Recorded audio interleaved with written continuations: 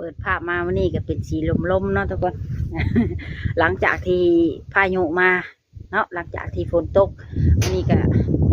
ครึมๆเป็นลมๆวันนี้ตั้งแต่เช้าแล้วเนาะแล้วก็มีฝนปล่อยๆนิดนึงตอนนี้ก็ไม่สว่างกะ ต้องกะสบายดีและสวัสดีเด้อพ่อแม่พี่น้อง FC เบิดสุขุสุคนเนาะบ่ว่าสิอยู่ภายในและก็ต่างประเทศแม่สมหวังกันยินดีต้อนรับเข้าสู่ช่อง YouTube ของแม่สมหวังชาแนลโดยก่อนอื่นแม่สมหวังก็ต้องขอแนะนำก่อนเนาะว่าตอนนี้ได้มาเฮือนสาวโสดเพิ่นมาอัปเดตเบิ่งความคืบหน้าของเพิ่นเนาะโดยว่าเพิ่นเป็นจังไดมีคนจับคนจองแล้วหัวใจของเพิ่นและบ่หรือจะจังไดเนาะมื้อนี้ก็ได้มีโอกาสดีฝนก็บ่ตกปานใดก็เลยได้มาอัปเดตให้ FC เบิ่งก็พอดีเพิ่นก็อยู่เฮือนอยู่ซ่านมื้อนี้เนาะเพราะว่าบ่ได้เกี่ยวข้าวเพิ่นว่าคันมามื้ออันอากาศปกติเนี่ยก็จะแม่นบ่ได้เพาะเพิ่นเนาะคนอยู่ตอนนี้ก็แม่นอยู่มาฮอดเฮือนของสาวแพทย์เพิ่นแล้วเนาะทุกคนสิมาอัปเดตความคืบหน้าของเพิ่นให้ทุกคนได้ฟังตอนนี้ก็ทั้งหลังไม่สว่างกับแม่เฮือนสาวแพทย์เพิ่นเนาะตอนนี้ก็สาวบุญเปียงกำลังสัมภาษณ์อยู่ ตอนนี้ก็ในเฮือนของเพิ่นอยู่แคมป์ตรงไหนตรงนาแนมไปทางไหนก็มีแต่ตรงนาเนาะขวางเลยฉะนั้นจึงว่าเฮ็ดให้มีลมแห้งๆพัดมาหมดเนี่ยเรื่องฟ้าก็เป็นสีครึ้มๆก็จิประมาณนี้เนาะทุกคนบรรยากาศของเฮือนเพิ่นลมเย็นช่วยเพราะว่ามันใกล้ทงนาเนาะลมพัดมาถ้าวันฮ้อนยามหนาวอะไรคือสิหนาวแห้งกว่าหมู่พอมันอยู่นอกหมู่แต่ก็มันเป็นทงเอิงเติ้งมันมีลมพัดมาแห้งๆเนาะทุกคนโดยก็บ่เป็นเพื่อบ่เป็นการซักซ่าเสียเวลาเดี๋ยวเราก็ไปไปลมกับสาวแพทย์เพิ่นพร้อมๆกันเลยเนาะทุกคน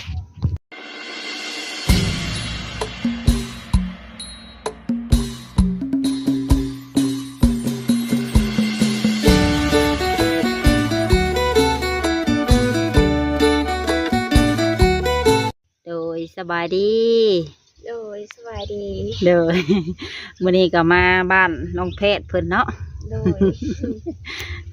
เจ้าชื่อแพทย์ได้เนาะโดยจักปีก็อายุ18เนาะโดย17 18นี่แหละลืมเลยเป็นจังไดหลังจากเปิดใจไปโดนเติม มีเจ้าของมีคนจองหัวใจแล้วบ่มีเป็นอะไรคือบ่มีเนาะ ผู้เคยคุยยังบ่มี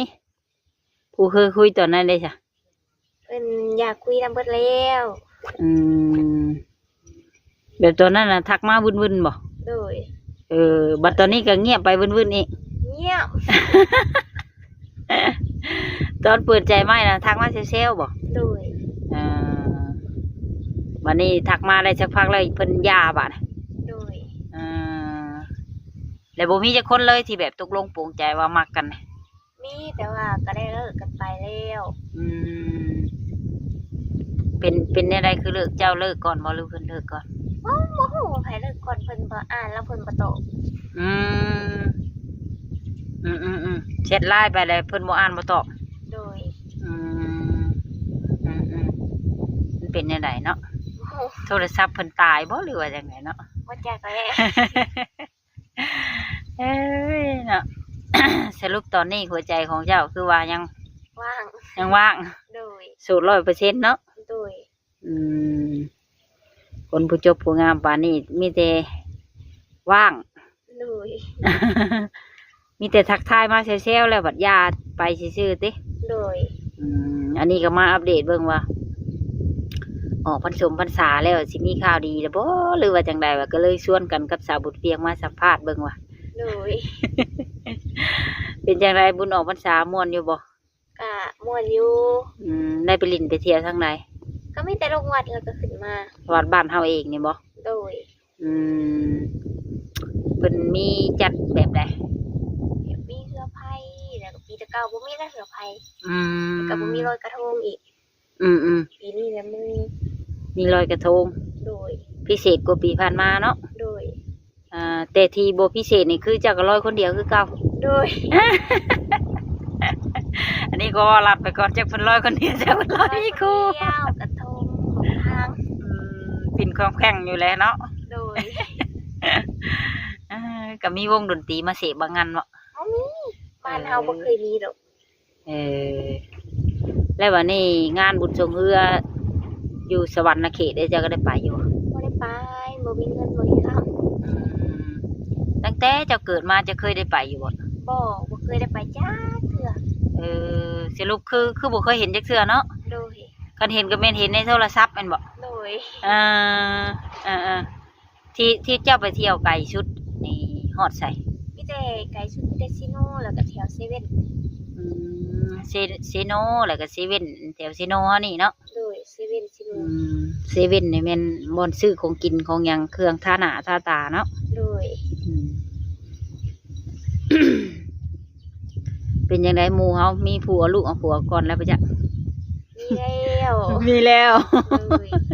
เจ้าก็ยังบ่ทันได้ลงแต่คานอยู่เนาะ โดยคือกันคือเก่า เพราะเป็นหยังบางที่ผู้เพิ่นเข้ามาที่หลังอาจจะเป็นเนื้อคู่ของเฮาก็มี โดย เฮาก็ยังอายุหนุ่มน้อยอยู่เด้ โดย ก็ยังบ่ถึงขั้นว่าขึ้นคานดอกคานกับคานไม้อ่อนๆนี่แหละทั้งบ่แม่นคานทอง เป็นกำลังใจให้ยังหนุ่มยังน้อยอยู่ โดย เป็นยังไง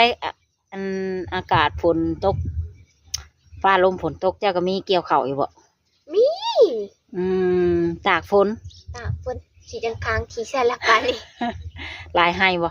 ประมาณ4-5ให้นี่แหละ ยังบ่ได้กู้เลยท่าปานนี่ ยังบ่ทันกู้ 2-3 มื้อเลยเนาะ โดย แต่ว่าสิออกงอกอะไรก็บ่จัก ออกแล้วเราไปจ้ะ ที่มื้อนี้มาพ่อนี่คือบ่ได้ไปเกี่ยวข้าวเนาะ บ่ได้ไปซะเมื่อยฝนตก บ่ได้ไปเกี่ยวข้าวอยู่เฮือนน่ะก็เลยได้เพาะคำว่าซั่นนี่แม่นบ่ได้เพาะเนาะ โดย เพิ่นไปนาเพิ่นก็ไกล ไกลขนาด แถวคนไปก้านอึ่งหั่นล่ะวะ โดย เนาะเจ้าแคมบ้านนากอยพุ่นพุ่นล่ะวะ แม่นอยู่พุ่นแหละ แถวคนไปก้านอึ่งพุ่นคันเฮาย่างไปผู้บ่เคยย่างนี่ไข่แตก ฮอดยามบ่ฮอด ไก่แห้งอะดีเลยทุกคนเลยเกี่ยวได้ฮอดครึ่งหนึงแล้วบ่หรือว่าใกล้สิแล้วแล้ว โอ้ยยังบ่ทันสิแล้วง่ายดอก หาก็เริ่มเกี่ยวบางหนึงนี่บ่ โดยหากเริ่มเกี่ยวดิ เอาดอกเข้ากลางเข้างั้นบ่ ชุบพร้อมกันเบิดเลย คันแล้วรอบนี้แม่นแล้วเบิดเลย โดย อันคันสมมุติแล้วนี่มีบ่รถไปปั่นฮอดพุ่น บ่มีแต่ตีเอา เอาพอเจ้าตีเอาเอง โดย พอเพิ่นฟาดเขาเอาเอง ได้จัก10 ปีเด้ก็ ยังบ่ฮู้ อ ปีหันหาก็ได้4-5 สรุปแล้วคือตีจนเท่าแล้วเนาะ โดย แล้วรถไถได้จะมีบ่ มีแต่ว่าทางมันเข้าเกี่ยวบ่อยู่บ่เยะแล้วมันไปบ่ได้ ได้หามเอา โดย เจ้าก็หาบ่เจ้าก็ ครับ ตะ เอาไม้คันลาวยาวๆแล้วก็เสียบพรเข่าใส่เนาะ โดย ตะกี้แม่สมหวังก็หาบคือกันสู่มื้อนี้บ่ได้หาบแล้วรถไถ อันนี้มันเกี่ยวกระเยอะกระเยกเนาะ โดย รถไถไปบ่ได้ อีกอย่างทางไปหน้าเจ้าเดี๋ยวนี้ก็เจ้าว่ายังยากอยู่บ่เจ้าบ่ ยากคือเก่า พูดแล้วเท่าคนแก่เขาพูดแล้วเนาะ โดย จังสิได้แปลง ทางหน้าไก่ทางเนี่ยว้าย ก็มีFC เม่นมาถามอยู่ทางช่องของข่อยเพิ่นว่าอยากสนใจเจ้าอยากให้มาถามเบิ่งเพิ่นว่าน้องเพิ่นยังหัวใจว่างอยู่บ่เพิ่นว่าหรือว่าจังได๋มักน้องแฮงเพิ่นว่า เจ้าก็สิคุยกับเพิ่นอยู่บ่ คุยเบิ่งเนาะ โดย บ่ปฏิเสธเนาะนะ โดย คำเขามกเข้าใจกันก็มักกันเนาะ โดย แกทวนคืนก่อนเจ้า เอา แบบเกณฑ์อายุเท่าไหร่5เท่าไหร่ก็ เฮาประมาณ30-40นี่ก็ได้ 50ก็คุยเบิ่งก่อน ประมาณ30 40 50เนาะ โดย อืม เพราะว่ามาถ่ายแต่โดนเติบเพื่อ FC เข้ามาใหม่เด้ โดย โอ้ยข่อยนี่45 50คุยได้บ่แบบนี้นะแล้วเธอเด้อยังเธอเพิ่นขี้ข้านไปเบิ่งคลิปเก่าเลย โดย แล้วบัดนี้ถ้าแต่งดองนี่เจ้าสะดวกไปอยู่พุ่นบ่หรืออยู่เฮือนเจ้าพี่ อยู่พุ่นก็ได้อยู่พี่ก็ได้แต่ว่าบ่อยากไปบันไดเพราะพ่อแม่อยู่2คน อืม เขาเป็นลูกสาวหลาเด้ อืมยังแต่เจ้าคนเดียวเนาะอยู่นำเพิ่น โดย พ่อแม่ก็เฒ่าแล้วเนาะ โดย อืมสรุปคือเบิ่งซะก่อนเนาะ โดย อันในใจตอนนี้นี่ไปก็ได้อยู่ก็ได้ โดย อันที่แน่ๆยังห่วงพ่อกับแม่อยู่ โดย ประมาณนี้ทุกคนเลย อันส่วนค่าดองได้สินะ กระดองเฮาบ่ฮู้ เอาปล่อยให้เป็นเรื่องของผู้ใหญ่เพิ่นตัวนี้เนาะ โดย เอาเรื่องของมักซะก่อน แต่นี่ก็ยังไปบ่รอดที่มีแต่ผู้เลิกบ่ โดย เป็นจังไดเนาะผู้จบผู้งามปานนี้ก็คือยังว่ามีแต่ผู้เลิกหรือเจ้าบ่คุยกับเพิ่นบ่เรือว่าจังได บ่เฮาก็คุยนำอยู่ อันที่ว่าเงียบไปนี่แม่นเพิ่นเป็นฝ่ายเงียบติ โดย คุยมาเป็นหลายๆคนเพิ่นก็เงียบเบิดบ่ชุมหลายๆคนนั่นก็ เงียบเบิด สร้างเป็นเนาะ เพิ่นย่านสาวลาวต้มตัวเพิ่นบ่จักเนาะ บ่ฮู้ บ่ฮู้คือกันติ โดย โอ้ยเนาะคนผู้จบผู้งามป่านนี้ทุกคนเอ้ยก็ยังมีแต่ผู้ทักมาแล้วบัดยา สาวโสูตรของเราสิได้กินแฮวอยู่เทิงคานอีกคือเก่าแล้ว นี่ออกวันสมบัติชาอุจจามาถามว่าสิมีข่าวดีแล้วบ่ว่าสิเตรียมแขวไว้ถ่าเลยเด้ สรุปรวมแล้วสาวแพทย์เพิ่นยังว่างคือเก่าเนาะ โดย เจ้าก็ยินดีต้อนรับอยู่ว่าผู้สิเข้ามาใหม่ก็ ยินดีต้อนรับคือเก่า สองทางติดต่อกับอันเก่านั่นบ่ โดยอันเก่าบ่เคยเปลี่ยน ยันว่ามีการเปลี่ยนแปลงถามเพื่อเมียน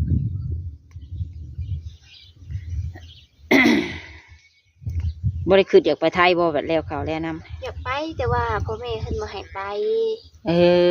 มี ผู้อยู่นำเพิ่น เพิ่นยังห่วงลูกสาวเนาะ โดย ลูกสาวคนชุดทองเพิ่น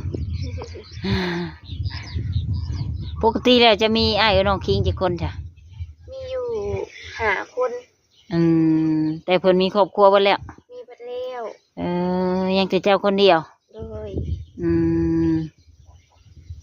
5 คนนี่ลูกบ่ยิงจักคน ยิ่งนี่3 4ทั้งเฮา ลูกชายผู้เดียว ชาย ชาย2 6 คนเนาะ 2โดย แต่เพิ่นแต่งงมแต่งงานบ่แล้วยังแต่สาวแพทย์อยู่นำพ่อแม่ โดย ลูกสาวหล่ามูลขอนได้เพิ่น เจ้าก็เกี่ยวข้าวน้ำพ่อน้ำแม่ได้แต่ละมื้อเนาะ โดย กันชั้นแฮงบ่มีผู้ช่วยเพิ่นแหน่ติ โดย กินข้าวกินน้ำกับหยังแต่ละมื้อเกี่ยวข้าวเกี่ยวน้ จังเทื่อก็แกงหน้ำไม้สุกเท่า ำมีเฒ่าบ่ทางนาจ้ะ มี มีเฒ่าใกล้ป่าหน่อไม้เนาะ โดย จิโร่ได้มีบ่ มี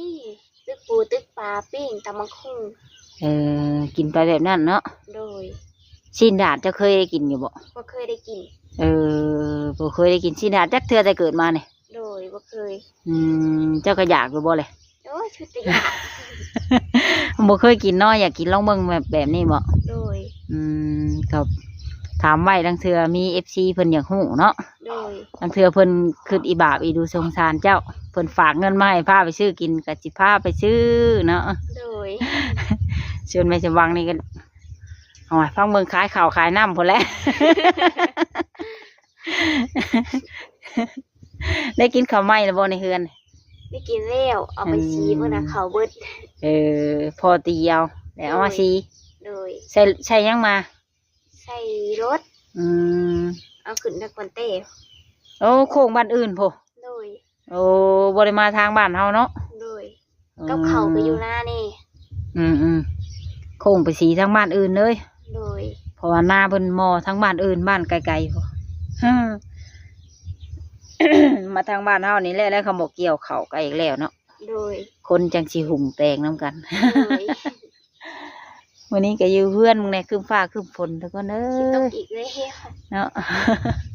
เขาสาวแพทย์เพิ่นก็ยังบ่ได้กู้อยู่หั่นนะจักว่าออกงอกอีกแล้วบ่จ๊ะ บ่จัก กองน้ำล้านก็มีบ่ บ่มีน้ำลาวเบิดแล้ว ยังแต่ยังให้หน้าอันผลทำนี่ โดย คันแล้วรุ่นนี้ก็ถือว่าแล้วเบิดเนาะ โดย